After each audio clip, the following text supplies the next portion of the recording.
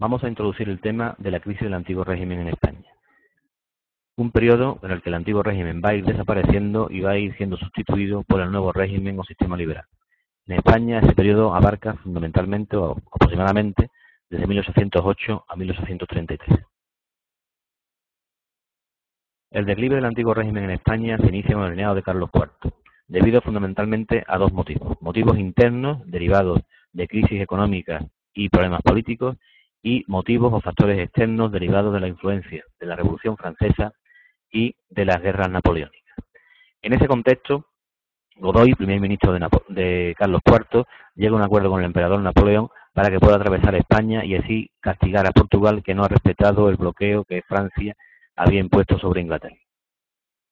En ese contexto tan delicado se produce el motín de Aranjuez, un motín popular y a la vez cortesano, un motín del pueblo descontento por la situación económica y por problemas de abastecimiento, y un motín cortesano fomentado por el príncipe Fernando, descontento también por la falta de poder en la corte derivada de la influencia de Godoy ante los reyes. Ese doble motín, o ese motín doble, tiene como consecuencia la abdicación de Carlos IV y la sensación de vacío de poder, que es aprovechada por Napoleón para quedarse en el país, no solo para atravesarlo, sino para dominarlo, con lo que empieza la Guerra de la Independencia.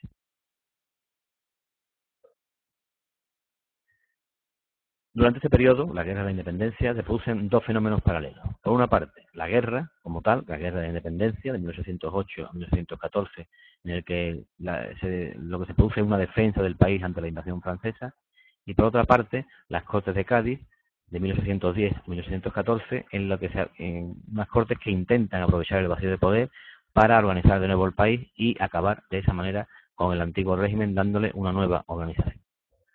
En la Guerra de la Independencia podemos destacar dos aspectos militares en los que destacan la superioridad militar francesa, que le permiten un dominio más o menos seguro de casi todo el reino durante todo el periodo, el apoyo inglés a la sublevación española por intereses claramente políticos para acabar con el imperio napoleónico, y la guerra de guerrillas, que es una forma de luchar contra la superioridad del ejército francés por parte del pueblo, organizándose en guerrillas que atacaban de manera espontánea al ejército, causándole pequeños daños, pero moralmente bastante importantes.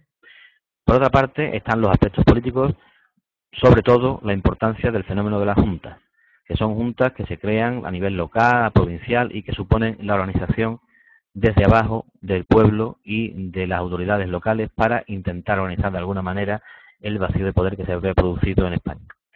Eso supone tanto el aspecto militar como el aspecto político, que el pueblo es el protagonista y de que ya no hay vuelta atrás, y el pueblo se da cuenta de que puede manejar la situación y no hace falta medidas autoritarias ni absolutistas, ni unas autoridades que puedan manejar o decirles lo que tienen que hacer.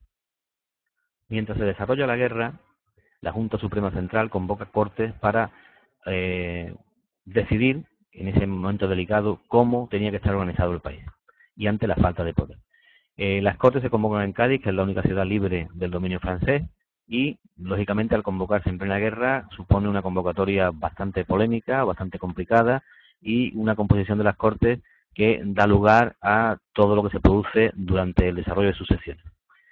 Las Cortes tienen una doble función, por una parte de gobierno y de legislación. De esa manera, las Cortes toman medidas de gobierno en plena guerra, desmontan con sus medidas legales algunos de los aspectos fundamentales del antiguo régimen, como las vinculaciones, la Inquisición, por ejemplo, y establece unos nuevos principios políticos que van a verse reflejados en la Constitución.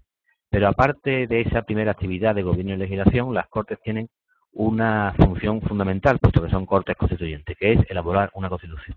Y esa Constitución va a ser una Constitución liberal, basada fundamentalmente en 4 principios. El principio de soberanía nacional, el principio de la división de poderes, el del sufragio universal indirecto y del Estado confesional católico.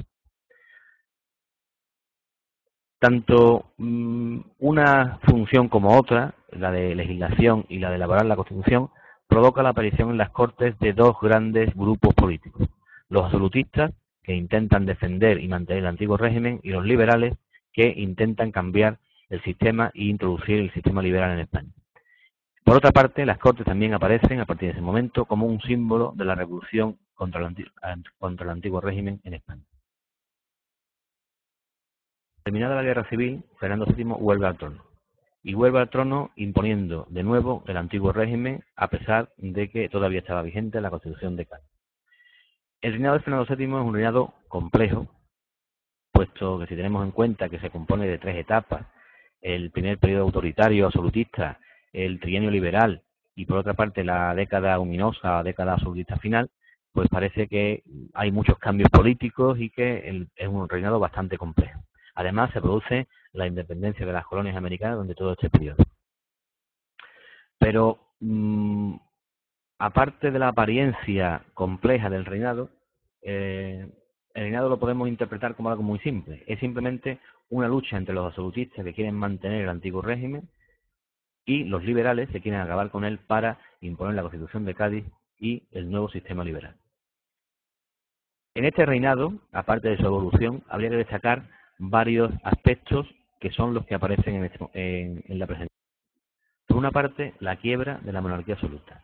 La quiebra de la monarquía absoluta es una quiebra financiera. El Estado, después de los problemas de la guerra y de la independencia de las colonias americanas que se está produciendo, se queda sin fondos, muy endeudado y necesita para superar esa situación pues aumentar los impuestos o que paguen los impuestos los privilegiados, con lo que está en una situación un poco de callejón sin salida, puesto que para poder salir de su crisis financiera necesita acabar con las bases sociales y jurídicas del sistema del antiguo régimen. Por otra parte están los pronunciamientos. Pronunciamientos que son una especie de golpe de Estado de militares liberales o absolutistas en contra del gobierno contrario que esté en ese momento. Esos pronunciamientos es un fenómeno, el fenómeno de los pronunciamientos es algo común en la historia contemporánea de España porque ha sido, por desgracia, el método más frecuente para cambiar de gobierno durante la gran parte de la historia contemporánea española. El tercer aspecto es la división tanto en los absolutistas como en los liberales. División interna, sobre todo fundamentalmente basada en una división muy simple. Por una parte, absolutistas moderados, que son partidarios de llegar a acuerdos con liberales más moderados para gobernar el país, y por otra parte, absolutistas muy radicales que no están de acuerdo, que quieren mantener el antiguo régimen a rajatabla sin hacer concesiones al sistema liberal.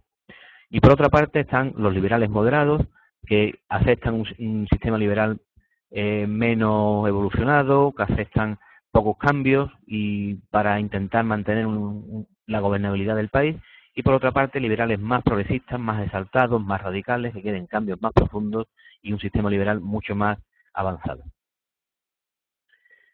Además destaca la intervención extranjera que se produce al final del trienio liberal en 1823, con la intervención de un ejército francés que incorpora a Fernando VII como monarca absoluto después del paréntesis del trienio liberal. Y finalmente la cuestión sucesoria. Fernando VII muere en 1833, muere con una hija pequeña que acaba de nacer en 1830 y el candidato hasta ese momento, que es su hermano Carlos, es un candidato claramente absolutista recalcitrante, que no es capaz que no reconoce los esfuerzos de Fernando por acercarse a los liberales en el periodo final de su reinado y que querría imponer o que quiere imponer o mantener el antiguo régimen de manera clara. Frente a este candidato, la joven reina o la joven princesa no tiene más remedio que buscar el apoyo de los liberales para poder conseguir suficiente apoyo para mantener el reinado frente a su tío Carlos, con lo que se produce lo que se conoce como la guerra carlista, que ya veremos en el siguiente tema. Durante todo este periodo de la guerra de la independencia y del reinado de Fernando VII se produce algo muy importante para España, que es la independencia de sus colonias americanas. ¿Cuáles son sus causas? Bueno, pues fundamentalmente el descontento criollo, el descontento de la población blanca nacida en Hispanoamérica y que tiene una gran influencia política y económica.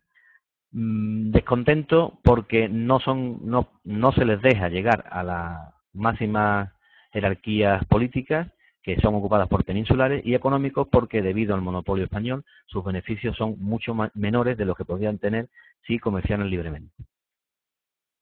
El apoyo inglés también es uno de los motivos fundamentales de la independencia norteamericana, puesto que la independencia de las colonias americanas supondrían un gran beneficio para el comercio británico. Y en tercer lugar, la crisis de la metrópoli, es decir, la situación del país, la situación de España, con guerra de independencia, problemas políticos, problemas económicos, problemas sucesorios, con la crisis financiera, todo eso provoca que las colonias se sientan más libres y puedan tener más margen de maniobra para intentar la independencia. Como vemos, la independencia de las colonias tiene mucho que ver con la evolución de la metrópoli. Por eso las fases que se establecen están muy relacionadas con las fases o los periodos que podemos encontrar en España. Hay una primera fase que coincide con la Guerra de la Independencia, donde las colonias adquieren mucha más autonomía y prácticamente se independizian políticamente. Hay una breve pausa cuando se incorpora Fernando VII y que intenta recuperar la hegemonía y el poder en las colonias, y un periodo ya de emancipación definitiva o liberación definitiva en el que las colonias deciden ya dar el paso último e independizarse de la metrópoli, donde destacan pues caudillos emancipadores como San Martín o como Bolívar. ¿Qué consecuencias tiene la pérdida de las colonias? Pues fundamentalmente desmonta la base comercial de la economía española, puesto que se pierden pues los principales mercados que tenían los productos españoles. Por otra parte, se produce una repatriación de capitales que no compensa para nada la primera consecuencia, que es bastante grave, y en tercer lugar, pues que solo nos quedamos en Hispanoamérica con las colonias de Cuba y Puerto Rico.